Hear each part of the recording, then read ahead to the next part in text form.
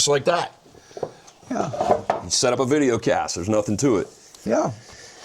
Al Zitta, you're the man. You've been the man. You've done a lot of things in your life. Yeah, a lot of things in my life. 81 years old, going to be 82 in like 4 months or less. We're out here, beautiful day in Tennessee. It's just awesome. I love that I moved down here. Still building guns, shooting a little bit here and there. You know, can't move as fast as a 30 years old, but the pistols and the rifles and the shotgun, I really am having a good time with that, you know, doing good. Especially the long range stuff, you know, when you get out to like 400, 500, 600, 700 yards, like the Memorial 3 gun, it's amazing. You know, rifle targets are out there, 700 yards, pistol out to 98, shotgun slugs, 40 to 80 yards, you know, I really enjoy that. You know, and once you get into building the guns and you find that critique them a little bit here and there, do all the little things that they need to make them better. It's like racing motorcycles. If your spark plug wire falls off, you ain't going anywhere. So it's the details that make the firearms and the bikes and everything work, you know. And I enjoy doing all that, you know. I don't know how long I'm going to be able to do it, but I want to be around when my daughter graduates from flight school. Yeah. Another 2 years. Yeah. So. Well, God willing, there's plenty more after that. The bikes thing is something that we paid attention to a number of years ago. I think going back to 2008, we came up to Aldo's, and when you still had the Harley dealer and the KTM dealership. And we talked about that, and we talked about also at the same time building the LR300. There's a parallel there. I mean, you already touched on it. There's a parallel between racing bikes and racing guns. Yep. You got 4 cycle, 2 cycle, and a firearm is 1 cycle. So it's a mechanical, you know, it's the art of mechanical, you know, making everything work together nice and smooth. You know, the equipment or the barrels and the triggers and everything they make today is phenomenal. Yeah. It's, you know, you can buy drop-in triggers that are just unbelievable. And the barrels that they make today, yeah, they're a little expensive, but how many times you're going to buy it, you know? Yeah, so you build an ARs, you're in the 6, 7, 8,000 range with all the optics and everything. Yeah. But you're shooting an inch and an eighth at 300 and doing 600 at 700 yards. It's amazing. So, and the ammo companies like Hornady, you know, it's unbelievable, the stuff that they make. And other ammo companies too, you know. How good is the stuff now compared to what it was, say, back in the late 80s? Well, it's like motorcycles, you know, the same thing. They every year they improve and you know, get them better and better. You know, we had to do a lot of prepping to make them go through the, you know, the sand and the mud and the swamps and everything like that. Well, they come, you know, the electronics are sealed, you know, the O-ring change, you know, same thing with the firearms, you know, the barrels are, you got 1 1/8 Wiley chambers, talking about the ARs, and then never mind the long range stuff, like the NRL 22. I mean, I was with Kyle Lamb, he picked up this barrel, custom barrel, 50 yards, he does hole in hole with a 22. It's amazing, just, you know, the equipment, the technology, the machining, you know, just like making SchulemanZ barrels, you know, we're using, you know, 7-axis machines to make these barrels, and they come out, and I fit them in the guns. I mean, we always said 2-inch, sub 2-inch groups. I do 1.5 inches at 50 yards, resting it. It's amazing. You know, and so you got to find the ammo that the barrel likes, especially in the rifles. You know. Yeah. You know, so I have two competition guns. One likes 77 grain, and the other one likes 55 grain. They do 4-inch groups at 600 yards. You swap the ammo, and they open up. Go back to the ammo that they like, and they're right there. So it's just like the fuel in the bikes, you know, you don't use Billy Bob's pump gas, you know, use aviation fuel, 100 LL or Cam 2 or Red Line, you know, makes a difference in the performance. The The competition aspect, you've always been a part of it. From bikes, racing, hair scrambles, off-road, to multi-gun, back to the Soldier of Fortune days, through USPSA's multi-gun, now the Wildcat multi-guns. Yep. How important is the competition piece to you? I really like the competition. You know, you get focusing on it, and you know, it's a good thing. You got to be in shape today. Back 30 years ago, well, I would have only been 40 years old or 50 years old, but today, the young guys, they're in shape, their guns are in shape, they're in shape, they run, they set up, they're shooting fast. You know, my wife takes a video of me and I go, "Who's that old guy?" She goes, "That's you." I went, "Oh, okay." And, but the competition today is really right there. I mean, it's equivalent to, you know, an athlete. I won't compare it to an Olympic athlete, but pretty close. You got to be in shape and get into your weapon systems. It's like racing. It's the mechanical aspect. So you get all your equipment dialed in, and you're dialed in. It's hard to beat that, you know. And you know, guys from 18 to 40 years old, they're world champions, you know. So, and now that IPSC, you know, they have shotgun, rifle, pistol, PCC, you know, all the different divisions in that all over the world. You know, I think this year is Mongolia.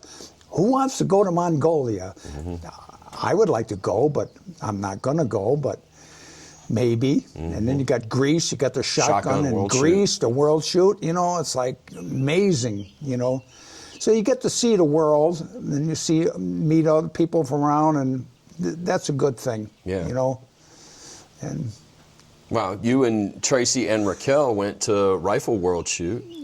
I mean, that's a big trip. Yeah, we went to Finland. Yeah. That was pretty good, you know, maybe half an hour away from the Russian border. Yeah. And the Finns, you know, in the winter it's 4 feet of snow and dark, but we were there in the summertime. It was 22 hours of daylight, and they have a lot of blueberries and strawberries, and it was pretty good. And it was a beautiful venue. The shooting, they didn't cut any corners. You know, everything was right there. So, you know, congrats to the people that put it on, and congrats to IPSC and USPSA for, you know, getting this done and keeping it going. Yeah.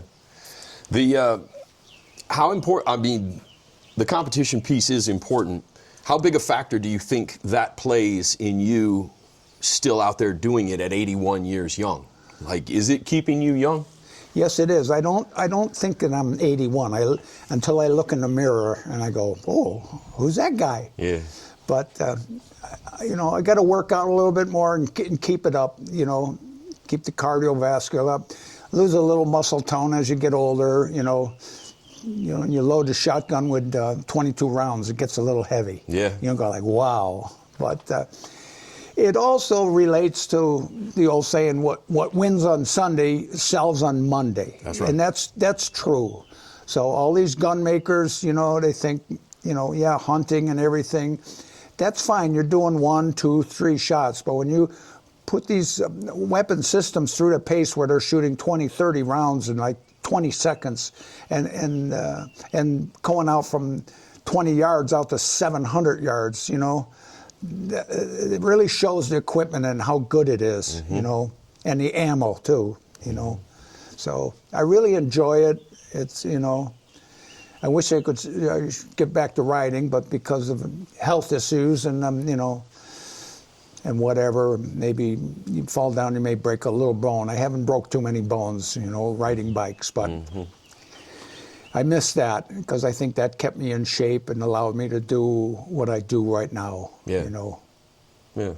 Well, you got a nice loop out here. We've been around it a few times. Yeah, you might be able to fire that bike up and just putt, or is that not in your nature? No. Ride slow doesn't work for Al. Doesn't work. Once you're on the gas all the time and hard riding alone, because if you do fall down or hit something, or you know, Mama doesn't know where I'm at. Right. The only thing is, it's a job keeping the trails clear down here. Yeah. You know, you don't cut them for a year. You go like, where did they go? They grown in. So I have equipment, you know, forestry head on a track loader, you know, and I cut the trees and with an excavator holding it, you know, so got to be careful. Yeah. Yeah. Before you moved from up in New England, had you ever envisioned having equipment and keeping up trails and having 400, 200 acres? Not really, you know, when we had a little bit of equipment up north for snow plowing, the tractors with plows on them and the excavator for, you know, we expanded the house and everything up there. And when I come down here, it's like, and we have 460 acres of beautiful land, and it's like a slice of heaven here. It's, you know, I have one neighbor, and we get along great. Next neighbor's a mile and a half away. He's a farmer, you know. The cows sometimes get out and get here, but it's beautiful down here. I love it. I should have moved here a long time ago. I try to tell you. Yes. Yeah. Raced at Loretta Lynn, which is 30 miles from here, you know.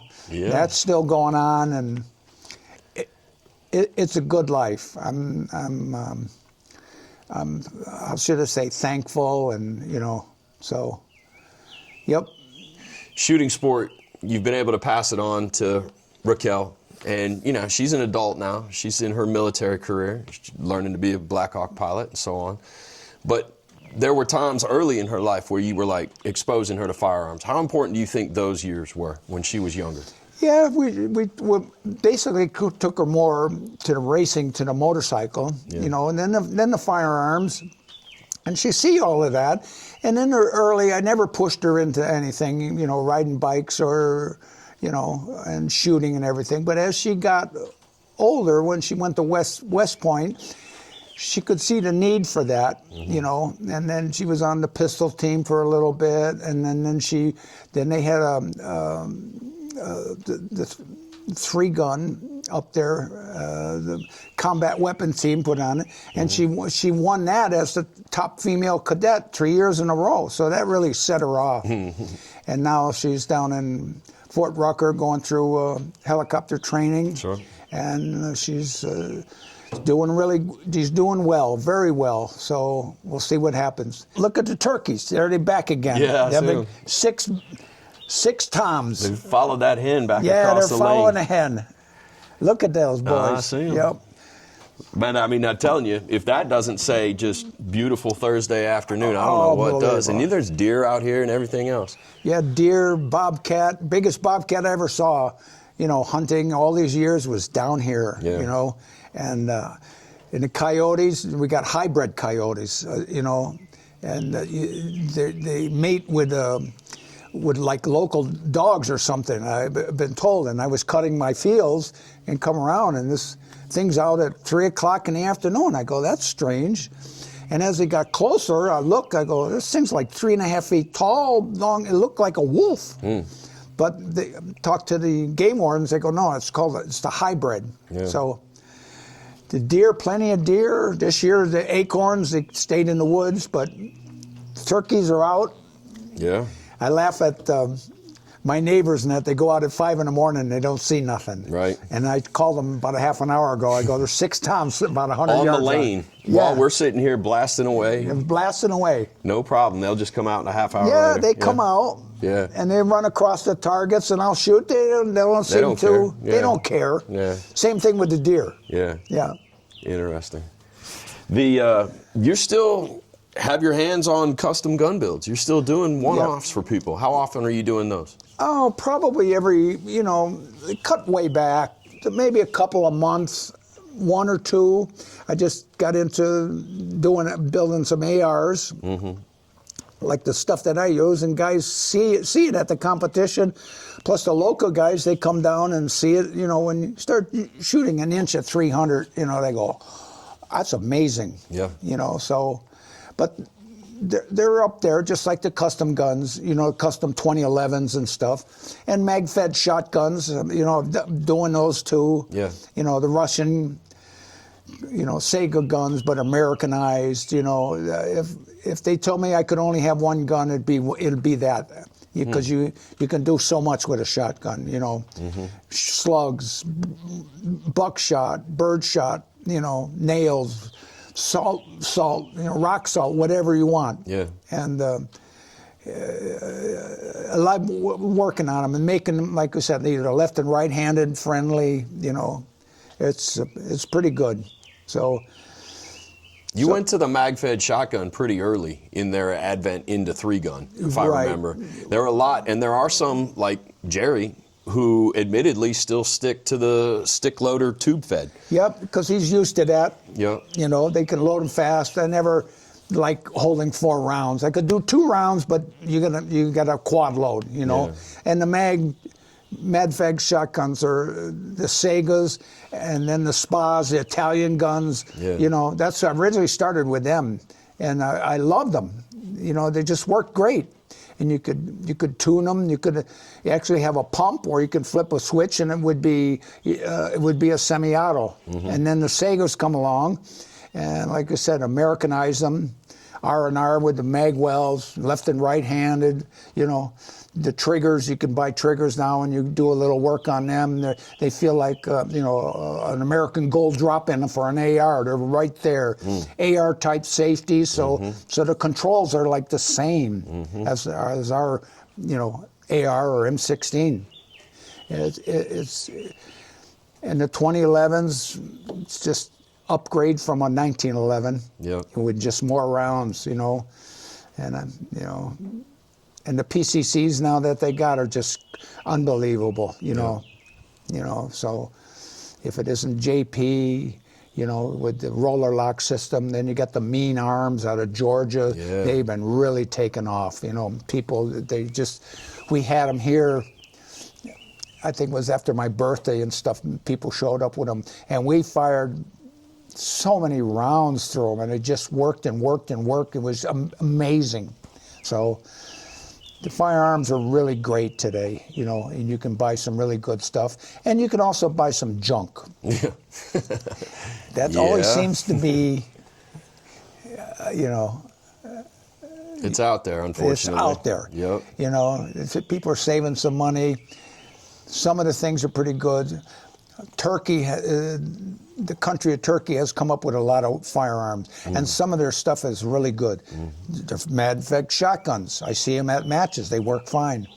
The 2011s that they make, or even the 1911s, you know, a couple of Turkey companies that work really good. And then you get some other stuff from around the world, and it's like, what are they thinking? Yeah. You know, they just. They don't feed, they don't jam jet, or they shoot, you know, 10 inches at 20 yards, or they shoot, you know, 10 inches to the left at 20 yards. You know, it's crazy. Yeah. So, you know. How did you know you were going to pursue gunsmithing? At what point in your life did you turn your attention to that? Well, I was in Massachusetts. I did a lot of work for Smith & Wesson. Did cutaways for them, and then Tom Campbell, who worked there for years and years, and they started with competition in Westfield, Massachusetts. And they said, hey, why don't you come down, you know? And I went down, it was all steel, shooting knockdown steel. And I came and tried to shoot fast, I didn't hit anything.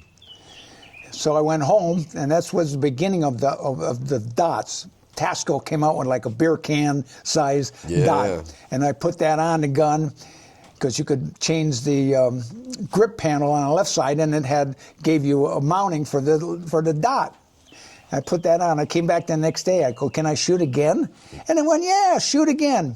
Well, my score was unbelievable. So I'm like, well, there's the future. Yeah. You know, and just like the military, you know, they put on, you know, aim points and things like that, and Trigicon sights, and their hit ratio went up from something like 30% out to 75, 80%. So it makes you a good shooter. It shows you what you're doing wrong when you're shooting through scopes and dots, and and still have backup iron sights. So it's a good thing. Evolution was good. Yeah.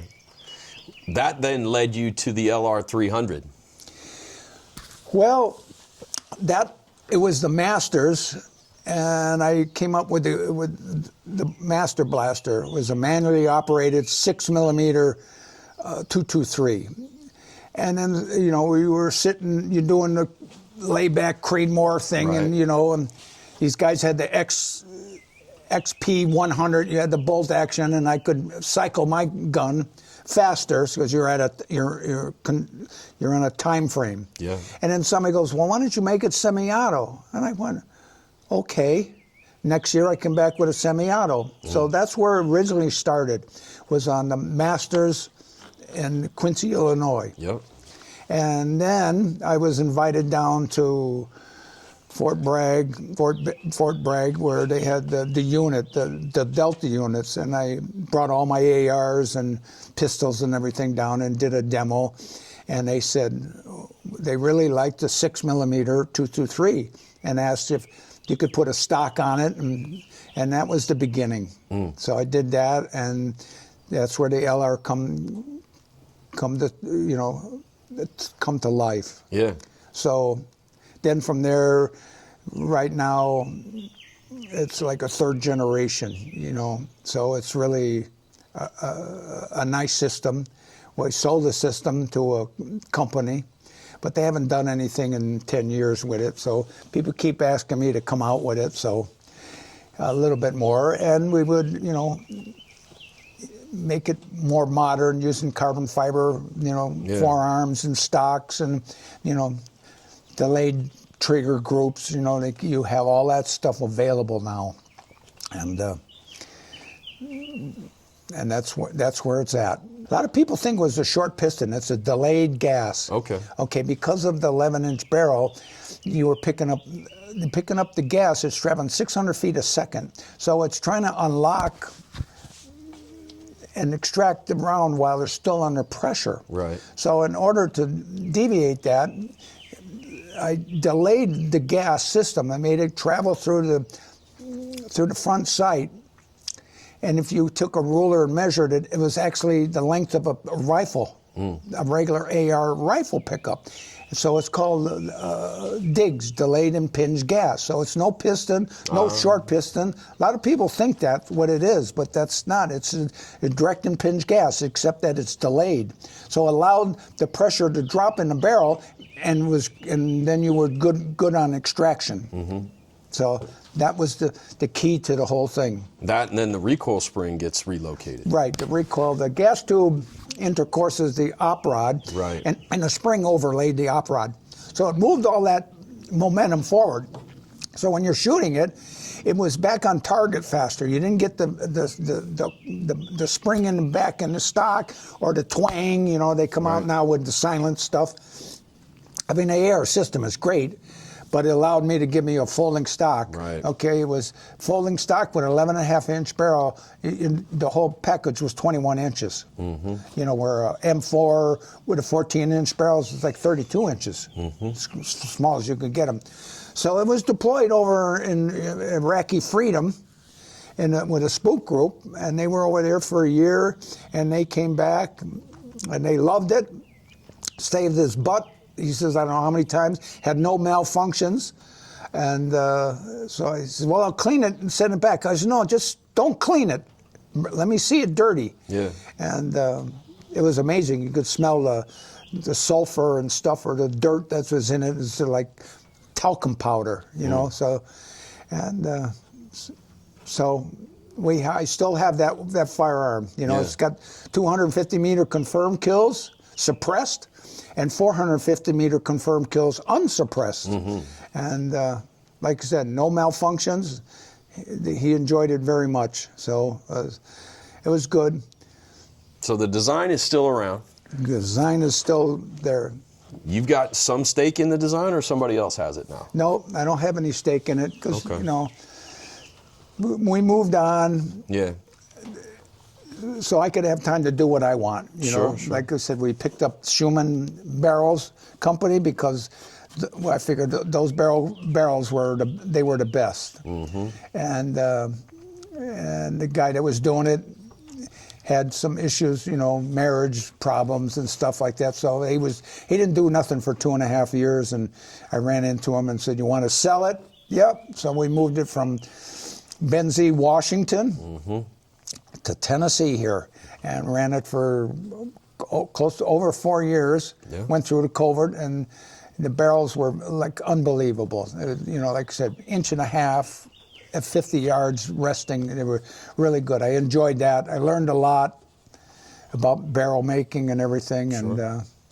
And then Staccato came by, sold them some barrels, and they were impressed with what they were. And so they came up and they looked at everything. And, you know, 45 minutes later, you put the stock in, out come a complete barrel. Yeah. I said, you can shoot it, but you should go to heat treat and then come back, you know.